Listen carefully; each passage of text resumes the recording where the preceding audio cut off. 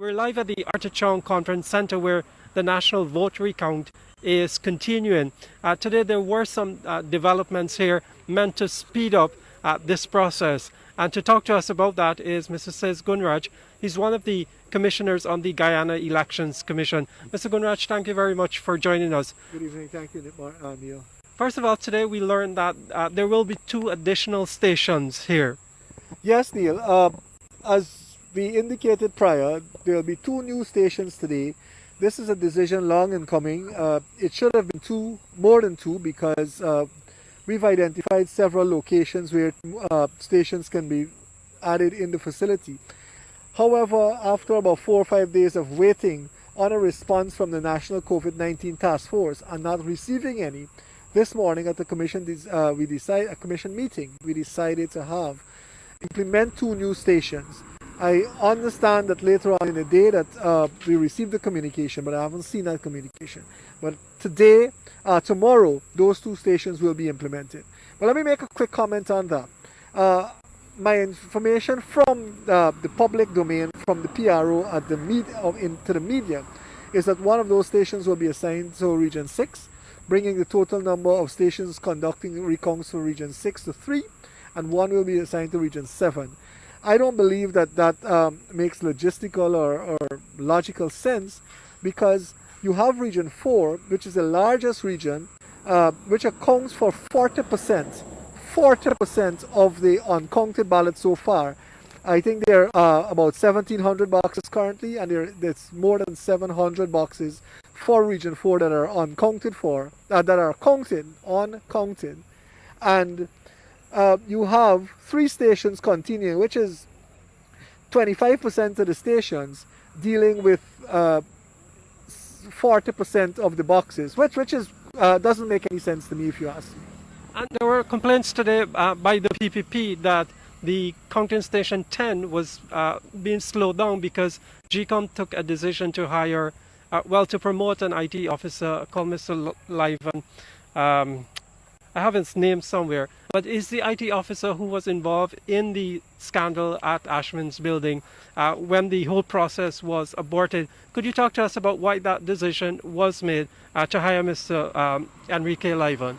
While I can't justify or particularly comment on that decision, because you recall prior to the commencement of this activity, the issue of certain staff members was raised at the commission, and the chairman indicated the only person that she indicated would not have, by extension, an integral part in this process is Claremont Mingo, because in her exact words, returning officers are not part of this process, and Claremont Mingo, being a returning officer, would not by necessity be part of this process. However, she insisted that the CEO, to use her words, needs his staff, and as a consequence, she will not prevent him from utilizing whichever staff members he chooses. However, you would recall as well, and I can confirm, that the gentleman to whom you referred was indeed the person who had an issue on the night of the 4th, I believe, the Wednesday evening into Thursday morning at Ashman's. You'd recall the police being called in and so on. I can't tell you with any degree of certainty whether there was any outcome to that police investigation, but that was as far as it went. But I can confirm that gentleman has been promoted to the supervisor of one of the stations, Station 10 today, and that station only concluded 2 boxes at the end of the day. There was a curious explanation about that the officer who was working at that station went to Maruka for a week, but GECOM had said that they had staff in place to rotate and keep the process going. Well, like I said, I have not received at the commission level any official explanation or justification for those decisions. In fact, it had not even come to us. It was after the meeting that we realized the slot that was attending to that workstation 10. It is no doubt an issue that we will raise out of necessity at the commission in short order. Now, quickly, I just want to ask you about that meeting the President had yesterday with the chair of GECOM, the CEO, the DCO, and some other senior officers. Was that strange to a commissioner that the 6 other commissioners were not invited to the meeting? It certainly is. It certainly is. And while at this point I don't want to impute any malefides on any of the persons involved in that meeting, the good old adage from legal sources tell you justice must not only be done, it must manifestly appear to be done. And in this instance, you have a stakeholder who is coming, certainly could not be coming here in his capacity as president, but will be coming here in his capacity as the presidential candidate of one of the contestants. I commented that lots of rules were broken, etc., to facilitate his presence. And I was indeed taken by shock that there was a meeting to which we were not invited. Particularly, and it's funny, I haven't said this before, but the reality is, we learned of the impending visit of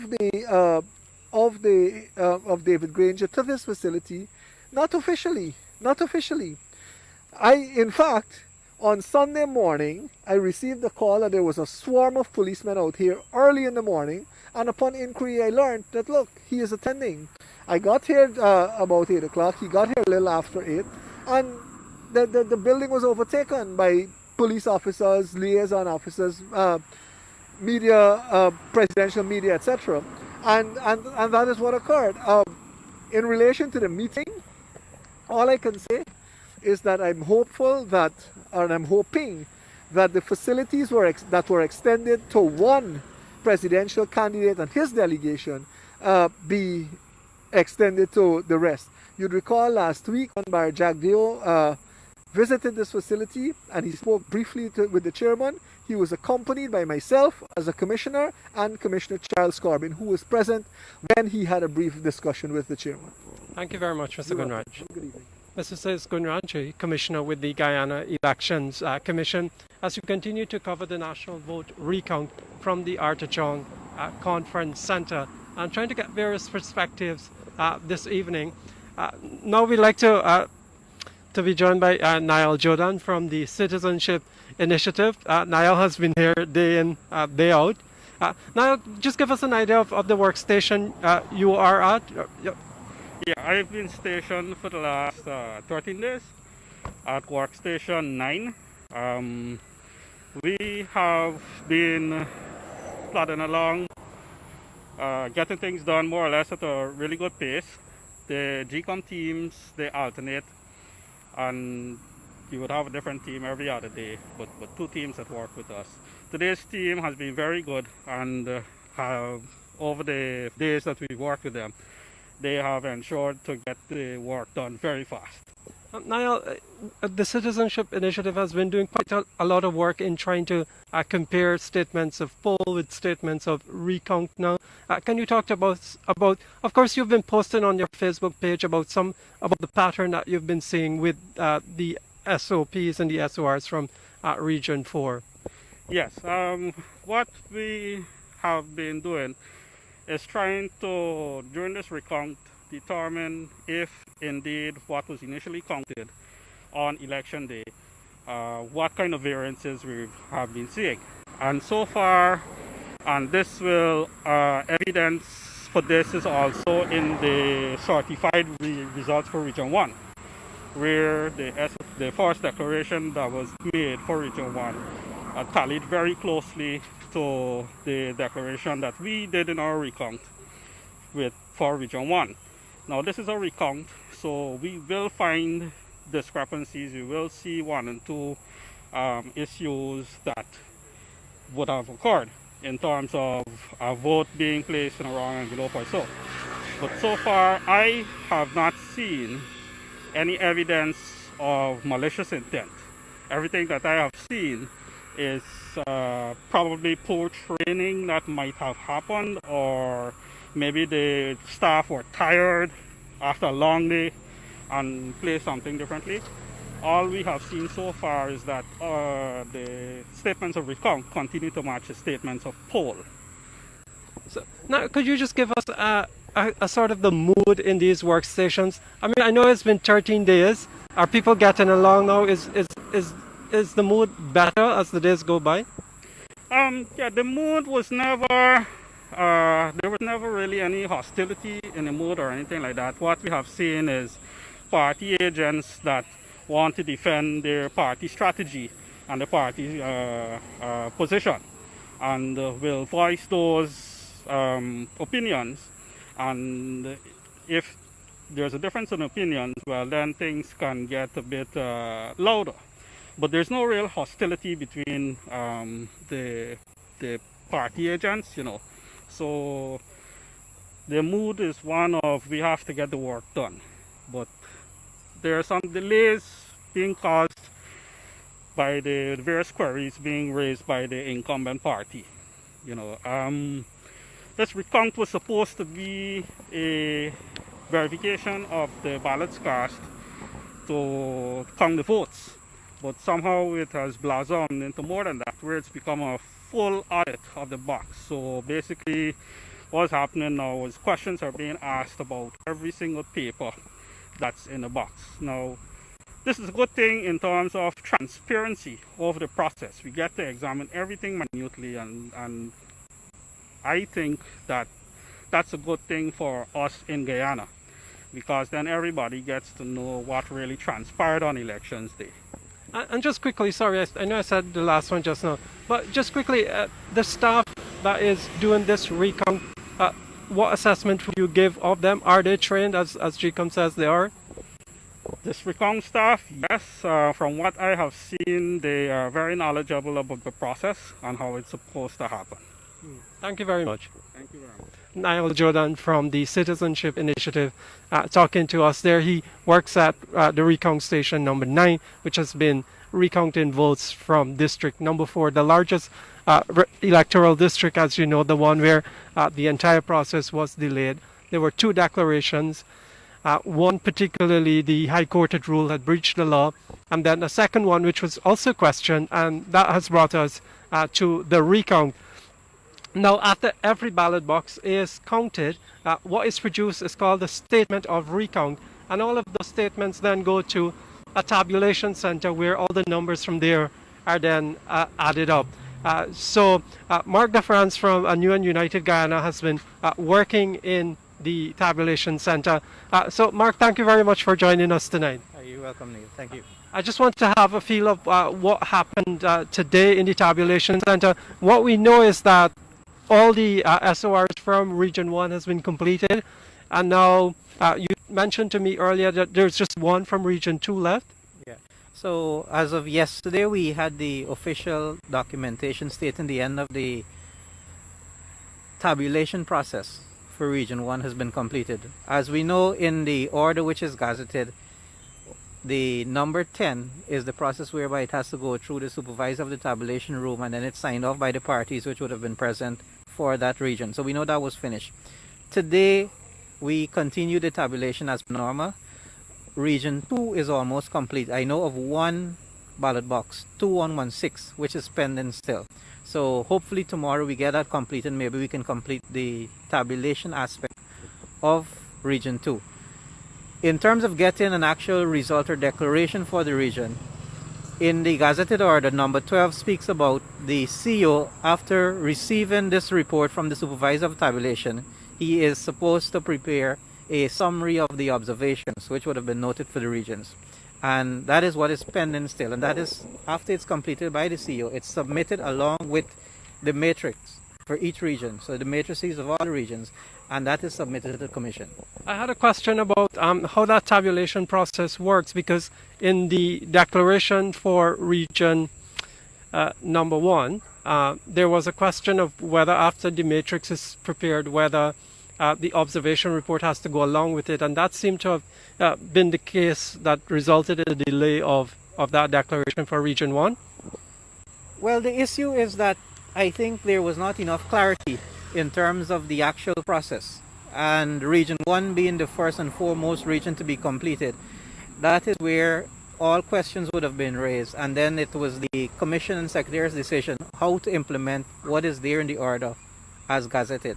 And that is where we learned, by everyone going over the legal minds also, that okay, the tabulation is a process which is quite separate from the final declaration of the region, which is to be done by GECOM based on their submission to the Commission.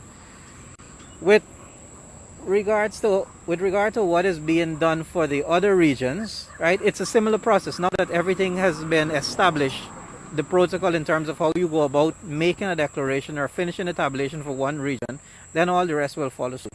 So you don't expect there to be any delay once that final box is, that final SOR from District 2 is done with? The tabulation aspect, no. This is probably the simplest part because it's a matter of dealing with numbers. So the numbers is not simple, huh? The numbers as they come in, each one of the political parties who would have had a representative present in a workstation, they would have a copy of the SOR. So they would input that information and then the numbers would be called out by one of the GECOM staff and it's compared. So as soon as a discrepancy is found, it's highlighted. The supervisor of the tabulation room is able, if he can, address that query or question. If not, it's sent back to the Secretariat or the Commission, the administrative part, and then they would resolve that, and then the rest of the information would filter down back to the tabulation center. Thank you very much, Mark, for helping us with all of that. That was Mark DeFrance from a new and united Guyana talking with us there about just what happens in the tabulation room after those statements of recount are produced. Now we can join Mr. Lennox Schumann, who is at one of those workstations and helping to produce those SORs. So, Mr. Schumann, can you talk us through what happened today? Well, Neil, let me start off with what happened yesterday, and I want to say thanks. It looks like you're keeping this massive social distance. Eh? That's all right. Let me say that I'm heartened by the President's remarks from yesterday, that he will accept the outcome of this. I'm glad that clarity was provided. Obviously, the country needed that kind of clarity, and I'm hopeful that he does not walk back on his word or his words in respecting what comes out of this.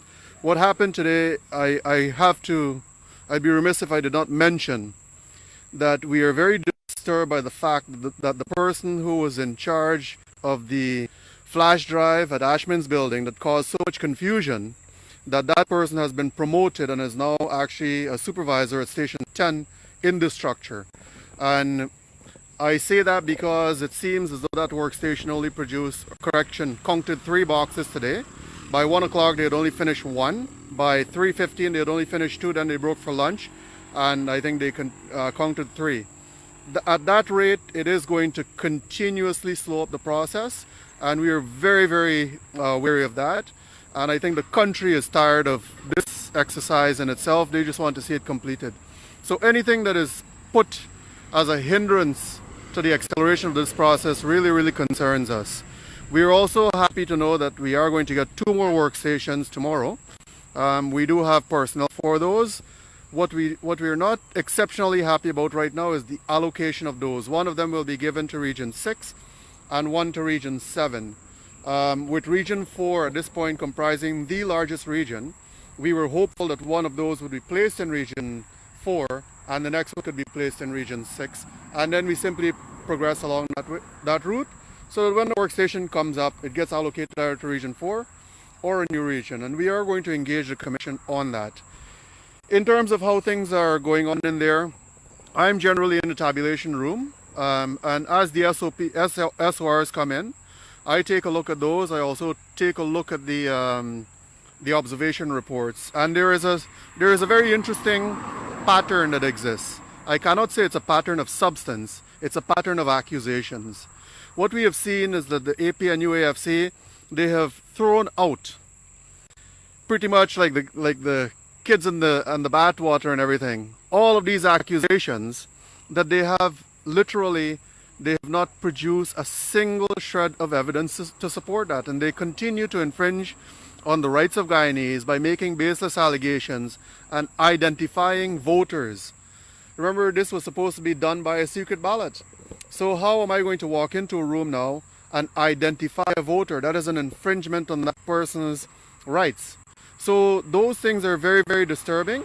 We are hopeful that the Commission will at some point convene another meeting and address that very squarely. And so the process today in the tabulation room, would you say that was smooth today? I think yesterday there was a bit of a hiccup because we would have missed 2 days without the declaration as required in Part 10 of that order. That was corrected yesterday, and as far as I know, Region 2 was completed today, but they could not complete the tabulation because the SOR, there was an error in it. I can't remember what the error was.